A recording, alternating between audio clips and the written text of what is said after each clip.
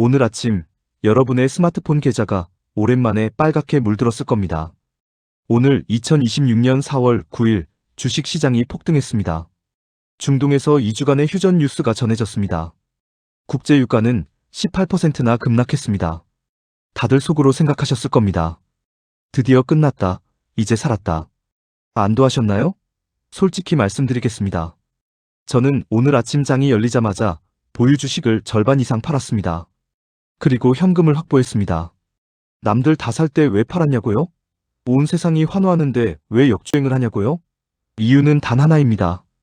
이건 진짜 평화가 아니기 때문입니다. 지금의 휴전은 폭탄 돌리기 게임입니다.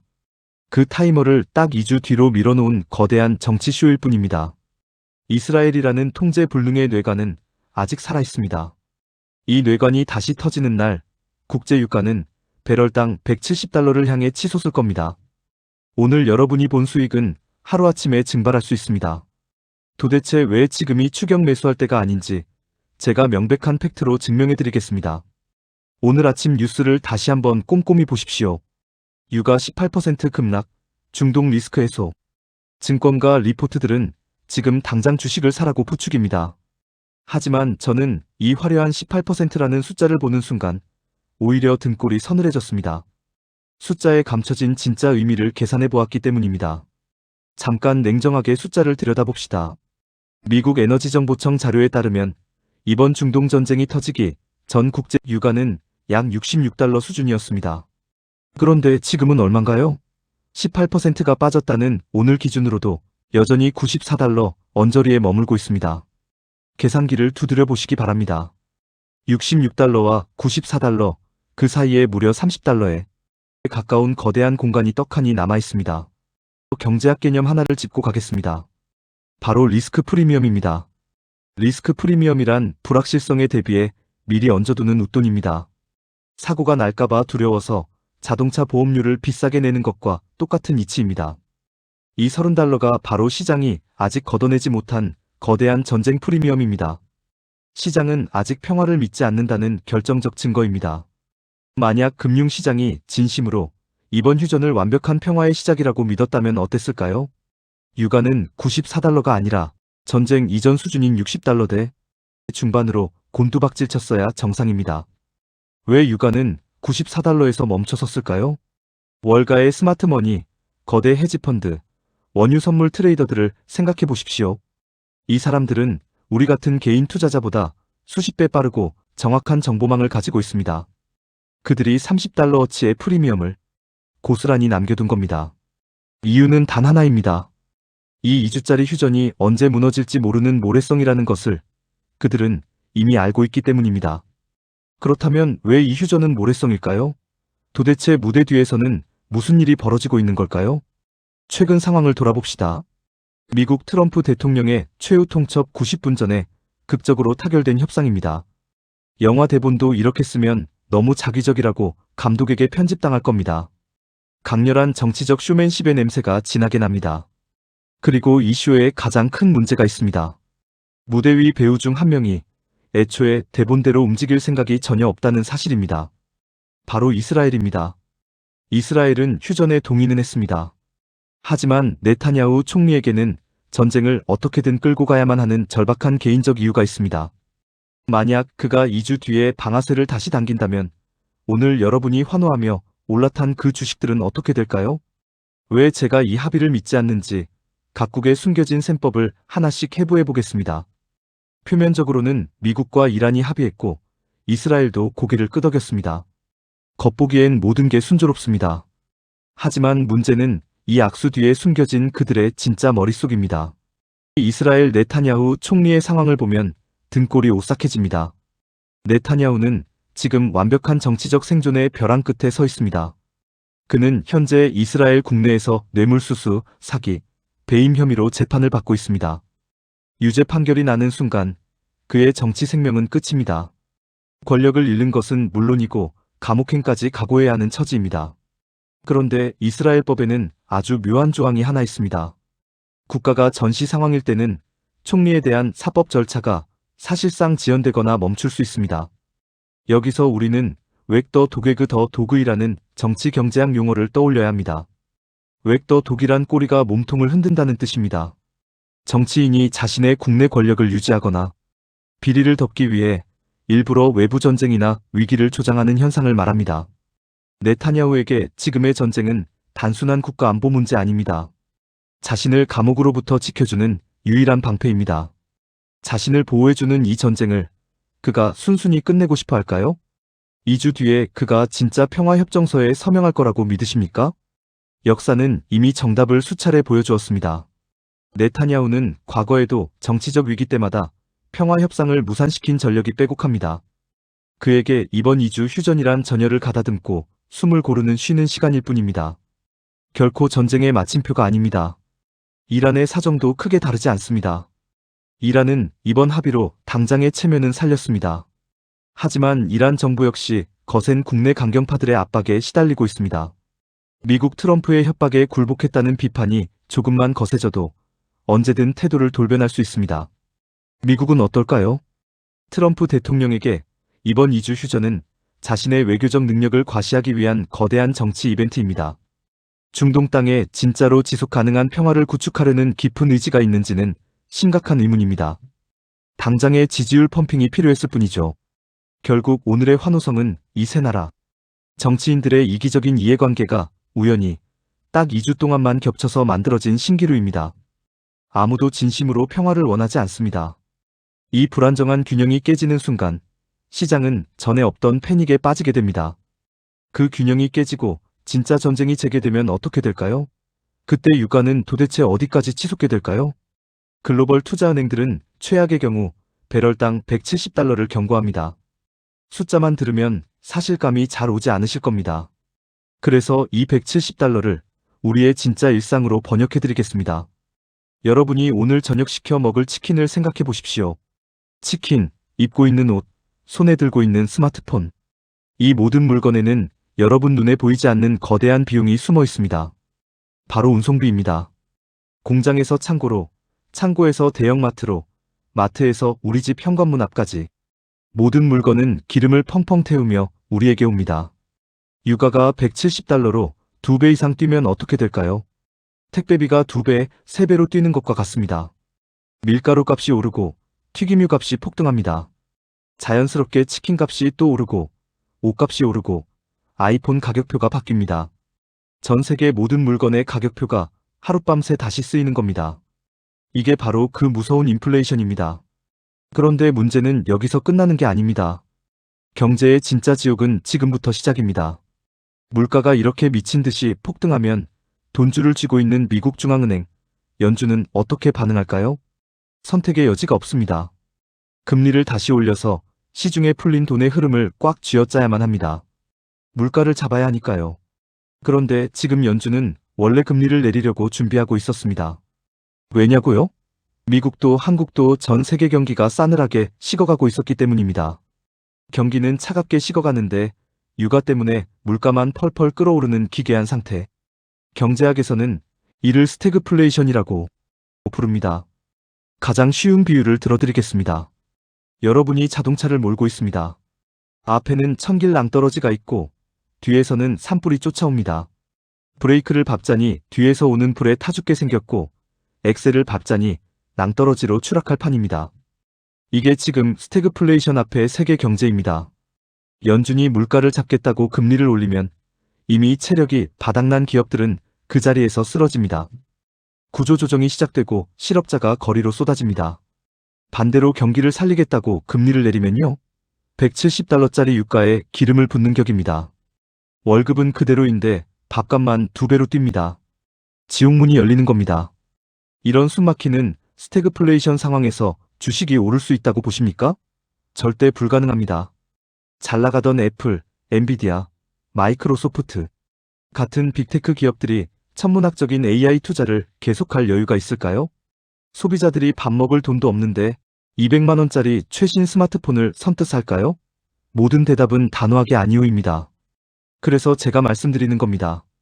지금 당장 필요한 건 남들 따라 주식을 사는 추격 매수가 아닙니다. 이 거대한 거시 경제의 폭풍을 버텨낼 튼튼한 방공호를 파는 일입니다. 그리고 개인 투자자에게 허락된 유일하고도 가장 강력한 방공호. 그것은 바로 현금입니다. 여기서 우리는 산업별로 상황을 명확히 비교해 봐야 합니다. 유가 $170 시나리오가 현실이 되면 과연 누가 울고 누가 웃게 될까요? 먼저 웃는 쪽입니다. 뻔합니다. 중동의 산유국들과 글로벌 에너지 기업들입니다. 엑슨모빌, 쉐브론 같은 거대 정유사들은 가만히 앉아서 돈을 갈퀴로 쓸어 담을 겁니다. 하지만 이 소수의 웃음 뒤에는 수많은 국가와 산업의 피눈물이 있습니다. 특히 기름 한 방울 나지 않는 우리나라, 대한민국의 타격은 치명적입니다. 미국과 우리를 비교해 볼까요? 미국은 셰일 가스 혁명으로 이미 세계 최대의 산유국 중 하나가 되었습니다. 유가가 올라도 내부적으로 버틸 체력이 있습니다. 하지만 우리는 석유 수입 의존도가 100%에 달합니다. $170 유가는 환율 폭등과 겹치면서 우리나라 경제의 동맥을 완전히 끊어놓을 겁니다. 산업별로 더 깊이 들어가 볼까요? 가장 먼저 피를 흘리며 쓰러지는 곳은 운송과 물류 산업입니다. 항공사, 해운사들을 보십시오. 이들에게 유가는 곧 생명줄이자 원가 그 자체입니다. 유가가 2배로 뛰면 운항 비용이 고스란히 2배가 됩니다. 비용이 올랐다고 비행기 티켓 값을 2배로 올릴 수 있나요? 손님들은 당장 여행을 포기할 겁니다. 그렇다고 가격을 안 올리면 매일 수십억 원의 적자가 눈덩이처럼 쌓입니다. 그 다음 타격은 우리나라 경제의 기둥, 자동차 산업으로 번져갑니다. 기름값이 리터당 3,000원을 넘어가면 누가 내연기관차를 사려고 하겠습니까? 그럼 전기차 주식을 사면 반사이익을 보지 않느냐? 라고 반문하실 수 있습니다. 일리 있는 생각입니다. 하지만 스태그플레이션을 잊으시면 안 됩니다. 밥값이 없어서 대출 이자 내기도 버거운 상황입니다. 수천만 원짜리 비싼 전기차로 차를 바꿀 여유가 있는 중산층은 급격히 사라집니다. 마지막으로 여러분이 가장 사랑하는 반도체 주식은 어떨까요? 삼성전자가 영업이익 57조 원을 냈다며 열광하셨죠? 유가 폭등은 반도체 수요의 밑바탕 자체를 박살냅니다. 기업들이 투자를 멈추고 데이터 센터 확장을 미루면 반도체 주문은 하루아침에 증발해버립니다. 결국 이 $170 시나리오 안에서 우리 같은 개인 투자자가 아무런 대비 없이 무방비로 버틸 수 있는 섹터는 단 한 곳도 없습니다. 그래서 진짜 대가들은 우리와 다르게 움직이고 있습니다. 여러분이 오늘 18% 급락한 유가와 반등한 주식 계좌를 보며 환호할 때 그들은 무엇을 하고 있었을까요? 세계 최고의 투자자 오마하의 현인 워런 버핏을 보십시오. 그의 회사 버크셔 해서웨이는 최근 어떤 움직임을 보였을까요? 역대 최대 규모의 현금을 금고에 쌓아두었습니다. 무려 1,676억 달러입니다. 우리 돈으로 환산하면 230조 원이 훌쩍 넘는 상상 초월의 금액입니다. 이 93세의 늙은 여우는 도대체 왜 이 막대한 돈으로 엔비디아를 사지 않고 비트코인을 사지 않고 그저 현금으로 쥐고만 있을까요? 대답은 너무도 명쾌합니다. 지금은 무리해서 베팅할 때가 아니라 숨을 죽이고 기다려야 할 때라는 것을 본능적으로 아는 겁니다. 버핏이 평생 입버릇처럼 하던 말이 있습니다. 남들이 탐욕스러울 때 두려워하고 남들이 두려워할 때 탐욕스러워져라. 지금 시장은 어느 쪽입니까? 2주짜리 가짜 휴전 뉴스 하나에 이성을 잃고 환호하며 추격 매수를 외치고 있습니다. 완벽하고 전형적인 탐욕의 순간입니다. 버핏 같은 대가들은 이런 잔파도에 절대 뛰어들지 않습니다. 오히려 현금을 꽉 움켜쥐고 모두가 피눈물을 흘리는 진짜 공포의 쓰나미가 올 때를 기다립니다. 그렇다면 당장 내일 아침 우리는 도대체 무엇을 어떻게 해야 할까요? 모든 사람에게 정답이 똑같을 순 없습니다. 자신의 투자 성향과 처한 상황에 따라 전략을 아주 정교하게 다듬어야 합니다. 먼저 본인이 공격적인 투자자라고 생각하시는 분들, 지금 계좌에 주식이 100% 가득 차 있다면 최소 30%는 무조건 현금화를 하시기 바랍니다. 전부 다 팔고 주식시장을 떠나라는 말이 아닙니다. 언제든 기회가 왔을 때 쏠 수 있는 총알을 마련해 두라는 뜻입니다. 반대로 난 잃는 게 너무 싫다, 안정적인 투자가 좋다는 분들, 현금 비중을 50%까지 팍팍 끌어올리셔도 결코 과하지 않습니다. 특히 은퇴를 앞두고 계시거나 12년 안에 집, 보증금 등 목돈을 써야 하는 분들은 더더욱 보수적으로 방어막을 쳐야 합니다. 지금은 수익률 자랑할 때가 아니라 원금을 지키는 생존 게임의 시간입니다. 매월 월급을 쪼개서 적립식 투자를 하시는 젊은 분들은 어떨까요? 무작정 난 장투니까 버틴다 하지 마십시오. 오히려 지금 두세 달 정도는 적립식 매수를 멈추고 파킹 통장에 현금을 모아두세요. 진짜 $170 폭락장이 왔을 때 그 모아둔 현금으로 평소보다 2배, 3배 더 싼 가격에 쓸어 담는 겁니다. 자, 말로만 현금 확보하라고 하면 너무 막연하실 겁니다. 그래서 제가 지금 당장 여러분이 따라할 수 있는 구체적인 행동 지침 4가지를 짚어드리겠습니다. 첫 번째, 당장 스마트폰을 열고 내 계좌의 진짜 현금 비중을 눈으로 확인하십시오. 총 평가 금액 중에서 주식이 아닌 예수금이 정확히 몇 %인지 보십시오. 10%도 안 남았다면 여러분은 지금 브레이크 고장난 차를 몰고 있는 겁니다. 당장 30%를 만드세요. 두 번째, 내일 장이 열리기 전에 보유 종목의 손절 라인을 반드시 정하십시오. 미리 원칙을 정해두지 않으면 막상 시장이 마이너스 5%, 마이너스 10% 급락할 때 머리가 하얘집니다. 마이너스 15%가 되면 무조건 기계적으로 판다는 기준을 세우고 알림을 설정해두세요. 세 번째, 이번 실적 시즌에 절대로 물타기 하지 마십시오. 우리 기업 이번 분기 실적 엄청 좋은데 주가가 빠지네? 싸다 사야지. 이 유혹에 넘어가면 안 됩니다.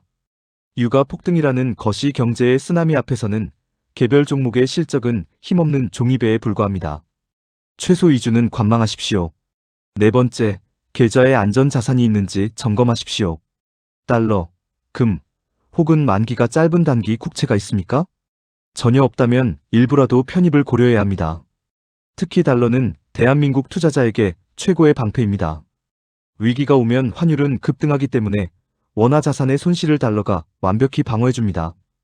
이 4가지만 하셔도 훌륭합니다. 하지만 여기서 끝이 아닙니다. 이 과정에서 초보 투자자들이 흔히 빠지는 아주 치명적인 함정 3가지가 숨어 있습니다. 첫 번째 함정, 바로 패닉셀입니다. 제가 현금을 확보하라고 했다고 해서 맹목적인 공포에 질려 다 던지라는 게 아닙니다. 만약 내일 아침 장 시작하자마자 시장가로 다 던졌는데 기적적으로 휴전이 잘 유지돼서 주가가 더 오르면 어떻게 됩니까?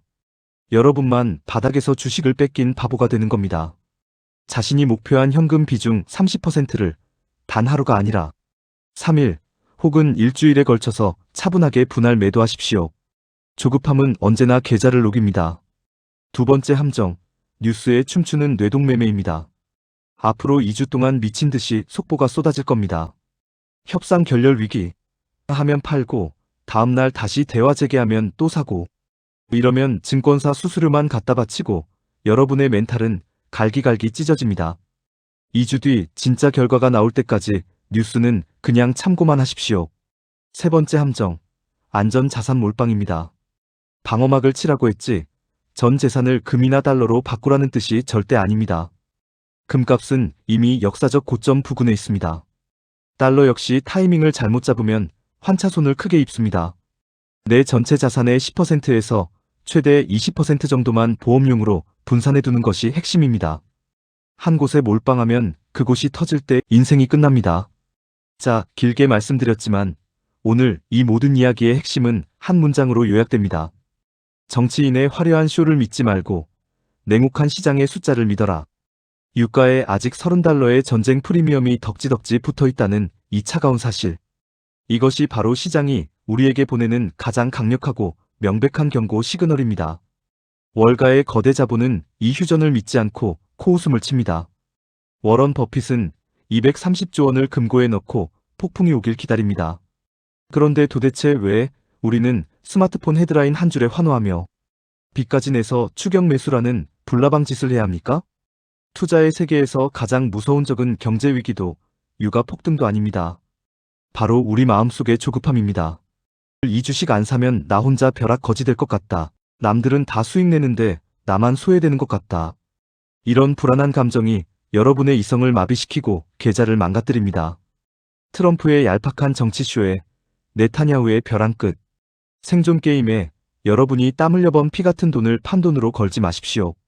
지금 현금을 쥐고 있는 것은 결코 겁쟁이의 도망이 아닙니다. 지금 이 불확실한 순간 현금 확보야말로 가장 이성적이고 가장 공격적이며 가장 승률이 높은 완벽한 포지션입니다. 왜냐고요? $170 유가 쇼크가 진짜로 터져서 주식시장이 반토막 났을 때 피 묻은 바닥에서 우량주를 헐값에 쓸어 담을 수 있는 유일한 무기가 바로 현금이기 때문입니다. 남들이 패닉에 빠져 눈물 흘리며 투매할 때 여러분은 차분하게 쇼핑카트를 끌며 시장의 주인이 되는 겁니다. 그게 바로 상위 1% 부자들의 진짜 게임 법칙입니다. 앞으로 2주 뒤 두 가지 시나리오 중 하나가 펼쳐질 겁니다. 정말 기적적으로 완전한 평화가 온다면 그때 조금 비싸게 수수료를 내고 시장에 다시 들어가도 늦지 않습니다. 주식시장의 기회는 내일도 내년에도 옵니다.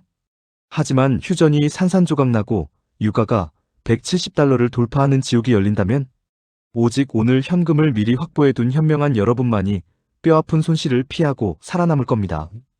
여러분의 생각은 어떠신가요? 여러분은 지금 계좌에 현금을 몇 %나 쥐고 계십니까? 또 이 불안한 장세 속에서 여러분만의 멘탈 관리 비법이 있다면 무엇인가요? 지금 바로 댓글창에 여러분의 솔직한 전략과 다짐을 남겨주세요. 그 글을 쓰는 행위 자체가 여러분이 시장의 유혹을 견디고 뇌동매매를 막아주는 강력한 안전장치가 될 것입니다. 다른 구독자분들의 댓글을 보며 인사이트도 얻어가시길 바랍니다. 폭탄 돌리기는 중동에서만 끝나지 않습니다. 다음 영상에서는 겉으로는 역대급 호황을 외치지만 속으로는 심각하게 골마 터지기 일보 직전인 미국 AI 반도체 거품론에 숨겨진 실체를 낱낱이 파헤쳐보겠습니다. 오늘 이 긴 영상이 여러분의 소중한 자산과 계좌를 지키는 튼튼한 방공호를 가되기를 진심으로 바랍니다. 오늘 이야기가 조금이라도 도움이 되셨다면 구독과 좋아요, 그리고 알림 설정까지 꼭 부탁드립니다. 저는 언제나 소음이 아닌 진짜 팩트, 그리고 여러분의 지갑을 지키는 가장 날카롭고 신뢰할 수 있는 경제 이야기로 다시 찾아오겠습니다. 냉정한 하루 보내십시오. 고맙습니다.